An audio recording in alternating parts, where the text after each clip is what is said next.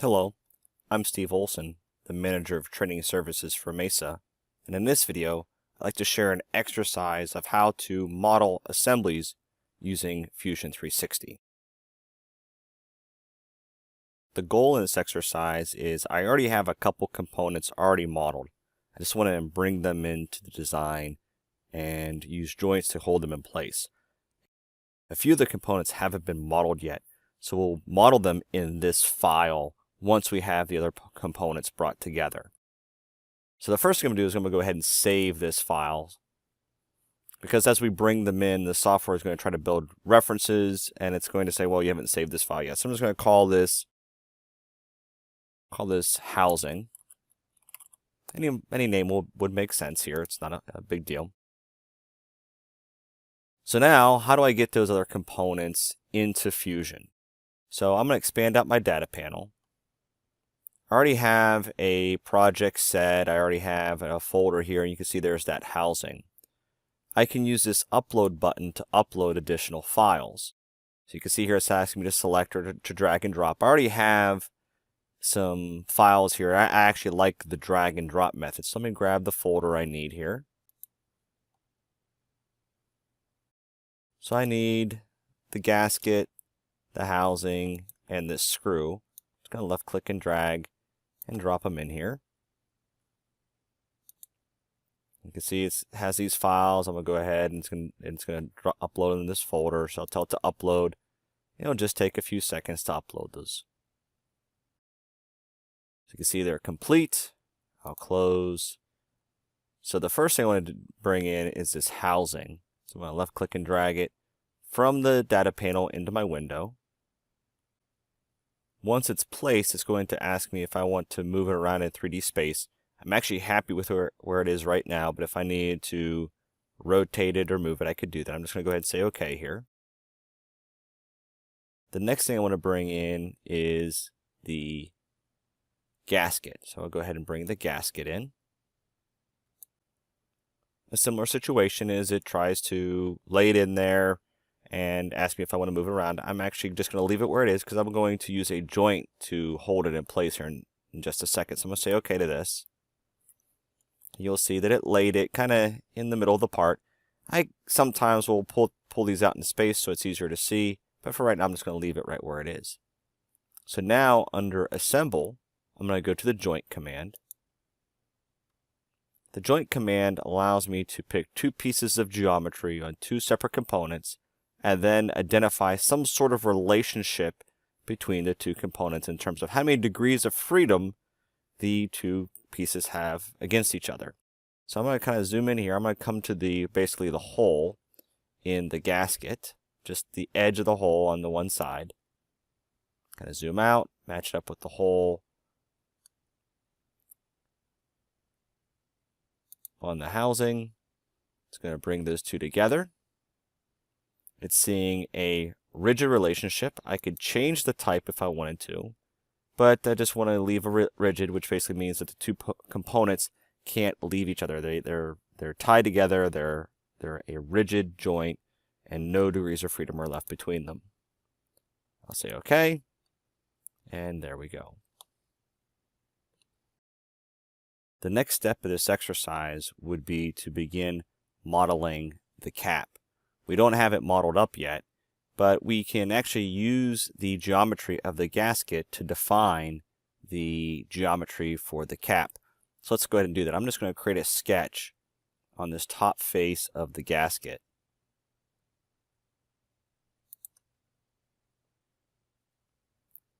So now I'm sketching on that face. I'm going to use the Project Include command underneath the sketch, Project Include Project. And I'm going to pick the face of the gasket. I'll go ahead and say OK there. It'll project that geometry into my sketch. And that's all I really need in my sketch, so I can go ahead and stop it. And then I'm going to orbit around just a little bit here so we can see what's happening. I'm going to go to Extrude. And now I'll have two profiles to extrude. I'll have the profile that is basically the gasket, and then the profile that is the inside of the gasket. And the software is asking how far to go. I want to go 2.5 millimeters. And this file right now is still in inches, so I'll have to specify mm for millimeters. And the thing I want to kind of point out here is the operation. Notice that it's new body. I could actually even say new component, but I'm actually going to use the new body to show you a specific technique here. So I'm going to say new body, say OK. So this is not a component, this is a body. And there's no joint or anything holding in place. What's holding it in place is the way we sketched it. Now, this does need to be a component, though, because of this being an assembly. So what I can do is I can come to this body, I can right-click on it, and I can say Create Components from Bodies. What the software will do is it'll create a new component where that body is that component. And I'm going to change the name of this component to Cap. And just to show you here, if I activated that component, you'll see that it's just that cap. I'll go back to top level housing, and I'm going to go ahead and save this. Something that's really important to mention here is that because this is now a component, I would need to define some sort of joint. You can see here I can just click and drag and move that off, which is not what I want to do. I want to create some sort of joint to hold that in place, which I could very easily do a rigid joint, but Fusion has a specialized command called as-built joint. The idea is I've got the two components in the right relationship already. I don't need to bring them together. They're already sitting in the relationship. I just need to use the software to help me define what that relationship should be. So if I pick these two components, the cap and the gasket, and I just specify a rigid, the software is able to understand, okay, these two things are going to stay connected, they're still going to stay tied to each other, so I don't have to worry about defining anything else. I really like that command, I really like how that works. And if there's some sort of degree of freedom, like a revolute or whatever, you can still define what that axis is. There'll be an additional selection for that. But in our scenario here, rigid, there's nothing else for us to select. The next component I wanted to model is a collar that sits around this part of the housing. And last time we made a sketch, extruded it, made it a body, and then we converted it.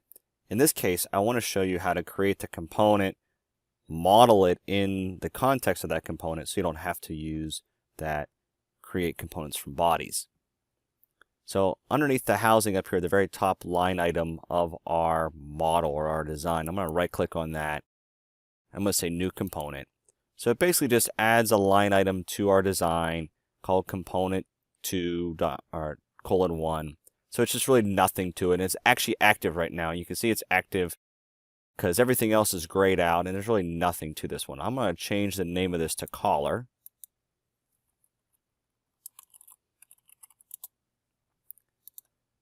And I'm just going to begin designing it how I would normally. So I'm going to go ahead and tell it I want to create a sketch.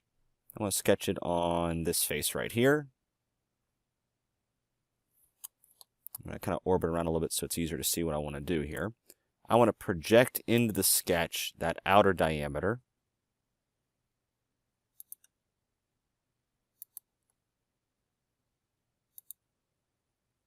And then I'm going to draw a circle centered on that one.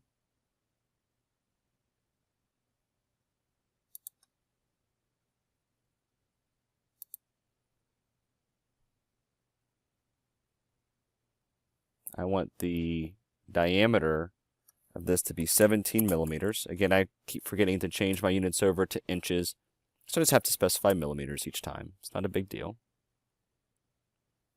And now I'm going to extrude this outer ring back 18 millimeters.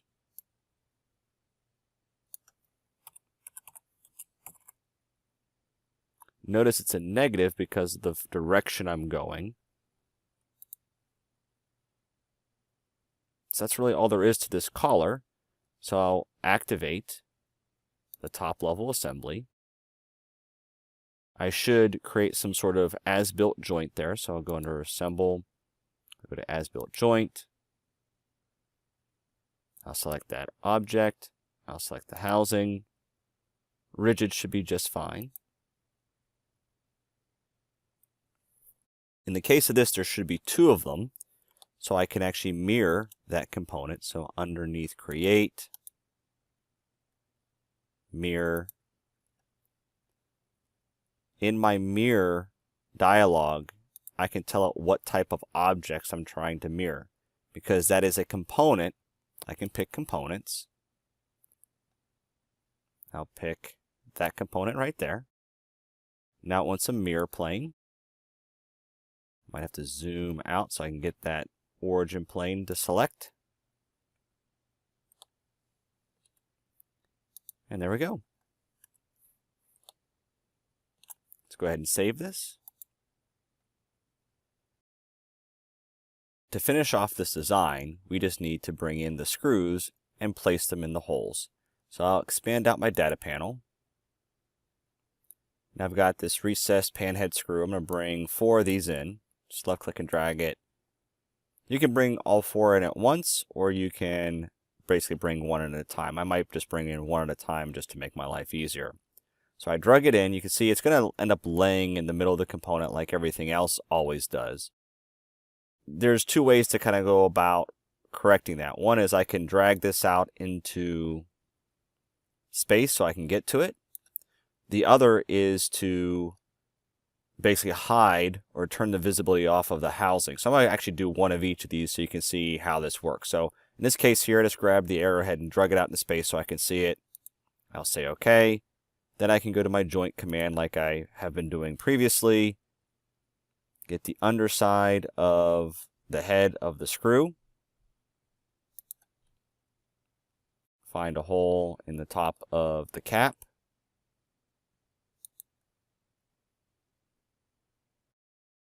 Sometimes the orientation kind of gets flipped over. You can see I can use this flip in the joint dialog to flip it over. Rigid is what I want. I'll say OK. Now the other thing I want to do is, or the other way I could do that is I could hide or turn the visibility off of the housing. That way when it falls here in the middle, it's not being covered up by the housing. So just turn the light bulb of it off. And I can turn it off and on as often as I need. So I'll bring another screw in. I'll just accept its placement.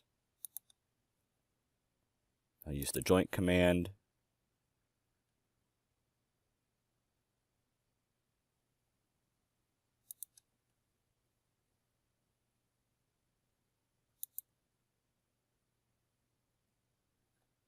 I need to flip it over.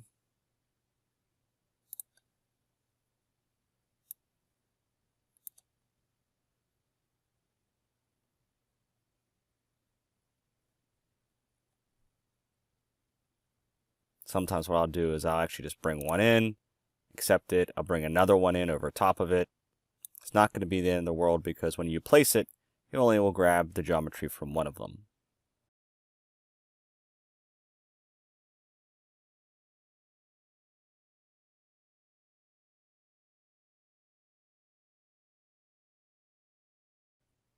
I can also right click and say repeat joint. If you right click, the last command you run will be in the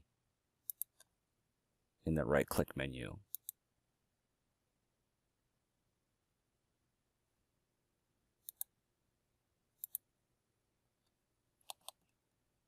I'll turn the housing back on, and now I can save this.